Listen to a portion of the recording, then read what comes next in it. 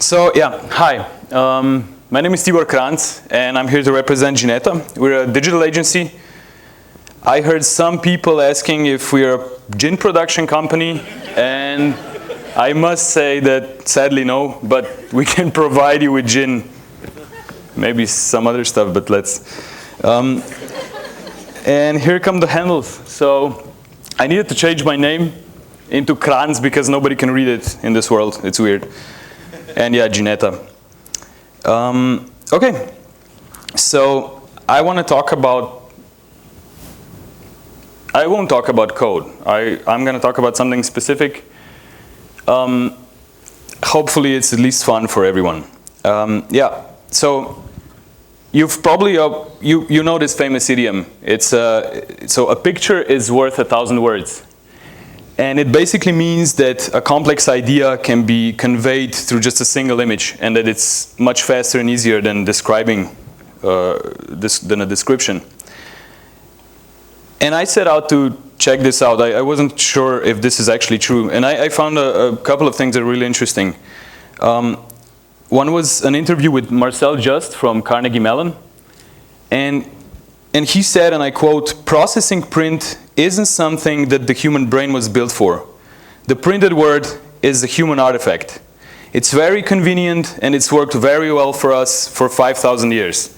But it's an invention of human beings. By contrast, Mother Nature has built into our brain our ability to see the visual world and interpret it." And I find this very inspiring. And I was digging a bit more. And in 2014, MIT neuroscientists found that the brain can identify images seen for as little as 13 milliseconds, which is super fast. And I wanted to check out how long does it take us to understand a word, and it's 320 milliseconds. And I know I said a picture is worth 1,000 words, but CCAN did some math and found out that one picture is actually worth 84.1 words. Not as good as 1,000, but it's still good, right? It's okay. We get the point.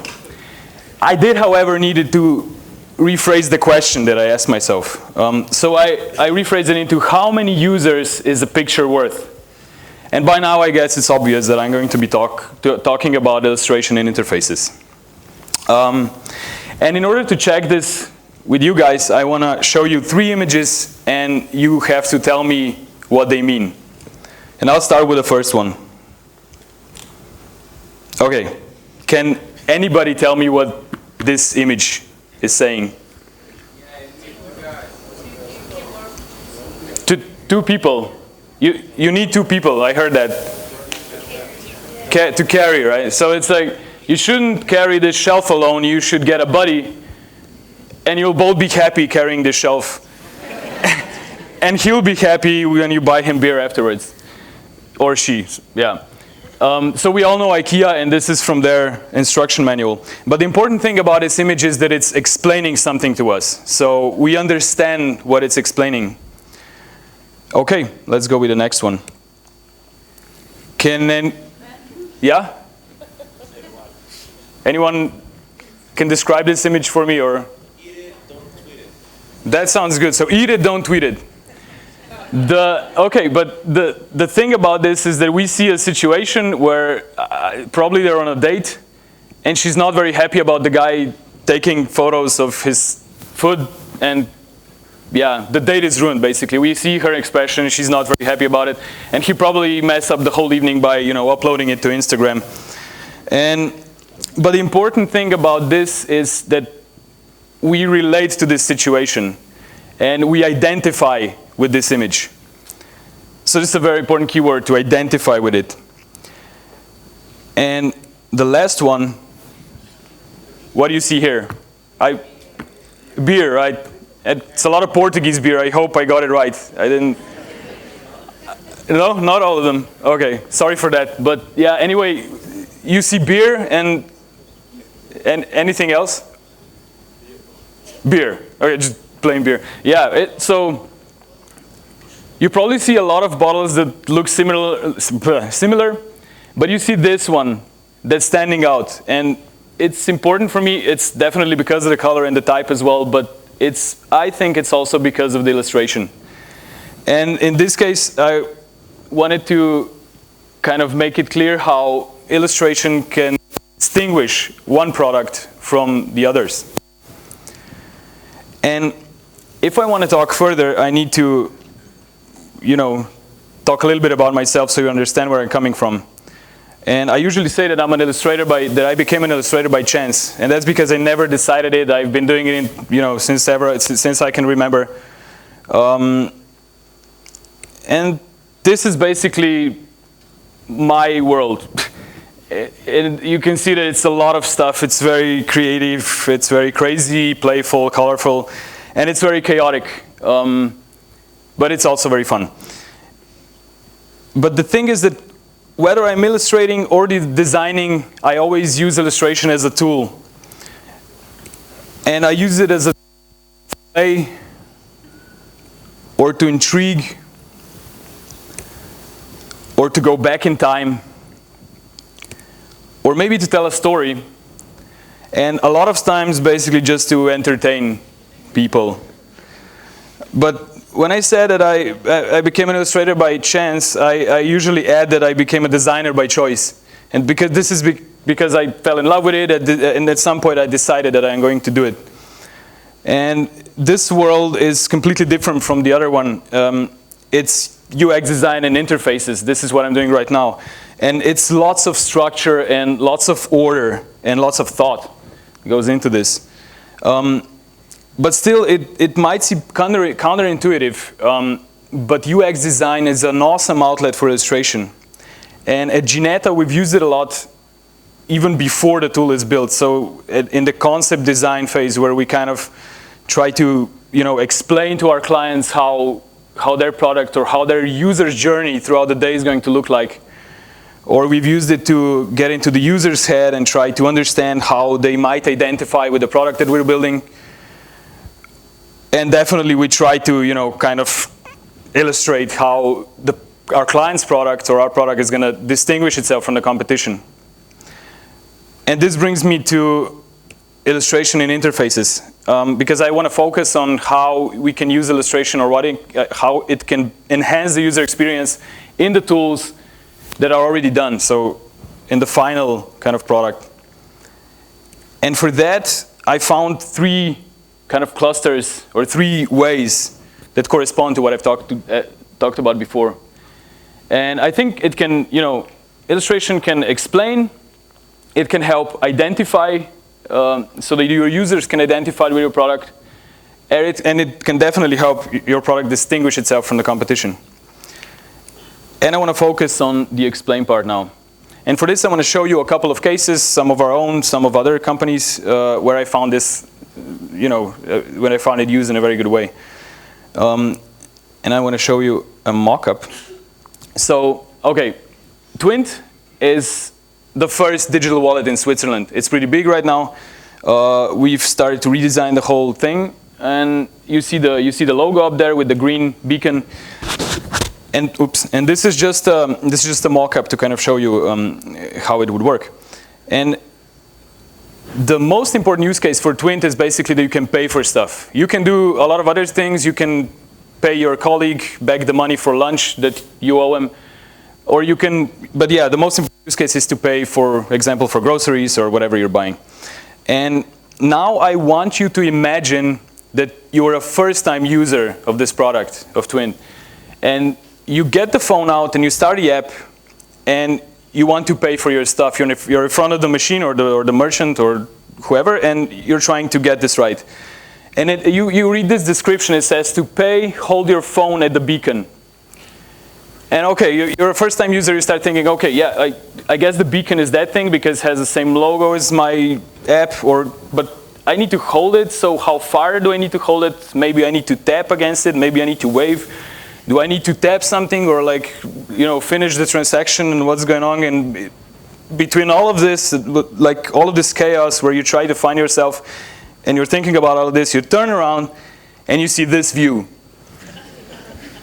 And a task that should be delightful becomes super stressful just because of a bad instruction.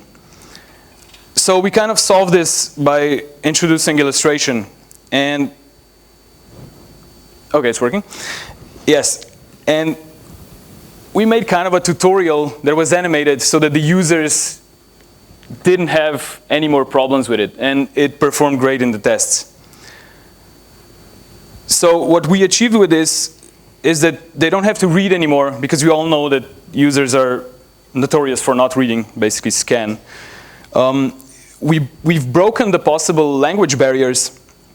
The beacon recognition was foolproof, so everybody knew what a beacon is. At that point, they weren't confused anymore about that green thing. And the most important thing for me was that with today's technology, we can make it contextual and animated. So we can show the user exactly what we want at a given moment, and we can actually animate it so that, you know, we can explain it even better.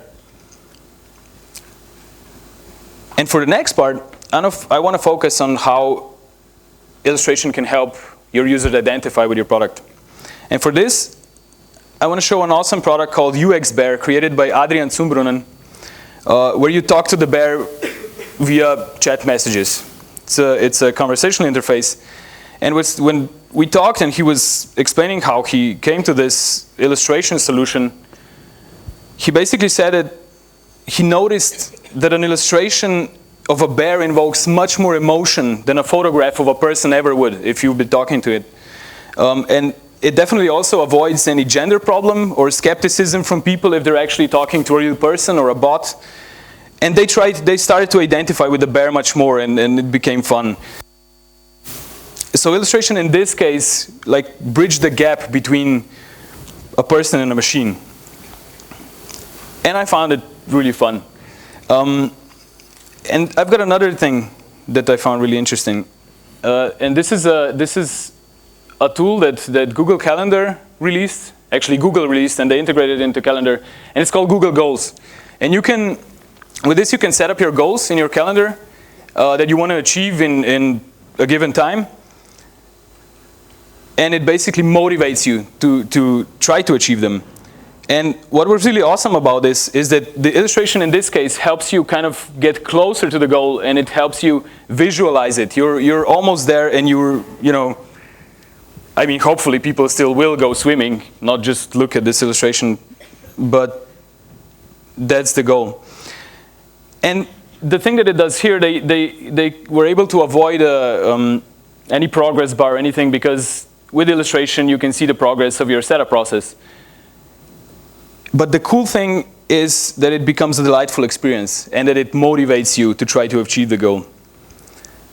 So to sum up, I think it evokes much more emotion, and like the illustrated bear, you know, the users can identify with it much more. It's definitely a bridge between man and machine, and the users feel much more at ease with new technologies. It kind of humanizes the cold interface. And for the last part, a painful task can be pleasant, which is really important for me. And a tough decision can be made easy, and a cumbersome experience can be made delightful, which is what we're aiming for. And for the last part, I want to focus on how illustration can help your users distinguish your product from the competition. And to do this, I want to visit Google's material design a little bit. We probably all know it. They released it in 2014. And it's basically a standard for all of their tools and all of their products. But it also became a standard on Android devices. So that there's kind of a unified visual language, and a language of all the patterns and everything that designers should be using if they're going to release their products on Android. And I love that. I love standards. I love that, you know, users can just see stuff and they'll understand it immediately because they're so familiar with it.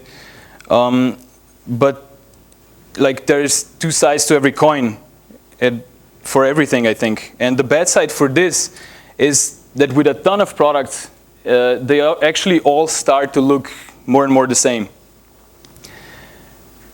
And yeah, I mean, it's good.